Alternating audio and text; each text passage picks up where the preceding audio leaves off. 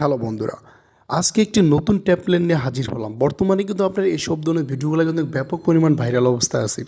আপনি যে স্ক্রিনে যে ভিডিওটি দেখতেছেন, এই ভিডিওটি যদি আপনি মেকিং করেন তাহলে আজকের ভিডিওটা আপনার জন্য।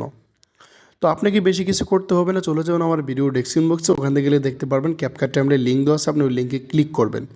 আপনি ওই লিঙ্কে ক্লিক করলে আপনাকে যে কোনো একটা ব্রাউজারে নিয়ে যাবে। আমি এখান থেকে গুগল ক্রোম ব্রাউজারটা ইউজ করতেছি। গুগল ক্রোম ব্রাউজারে আসার পর যে লিঙ্কটা আমি কপি করে রাখছি, ওই লিঙ্কটা এখান থেকে পেস্ট করে দেবো।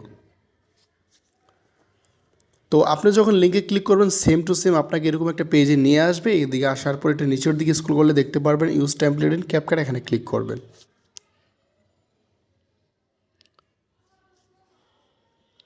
এখানে ক্লিক করার পরে দেখেন ইউজ টেমপ্লেট, এখানে ইউজ টেমপ্লেটে ক্লিক করবেন। তো এটা আপনি কিন্তু ভিডিও ক্লিপস দিয়ে করতে পারবেন, ফটো দিয়ে করতে পারবেন। তো আমি এটা ফটো দিয়ে করতেছি, এই জন্য আমি একটা পছন্দের একটা ফটো এখান থেকে অ্যাড করে নেব। আর যে ফটোটা আপনি অ্যাড করবেন মানে মানে ফেসটা যাতে সামনের দিক বা ফেসটা যাতে দেখা যায় এরকম একটা ফটো আপনি অ্যাড করে নেবেন। তো আমার পছন্দের একটা ফটো আমি এখান থেকে চয়েস করে নিলাম, এখানে নেক্সটে ক্লিক করব। তো অবশ্যই এটা লোডিং নিয়ে কিন্তু আপনার ভিডিওটা কমপ্লিট হয়ে যাবে।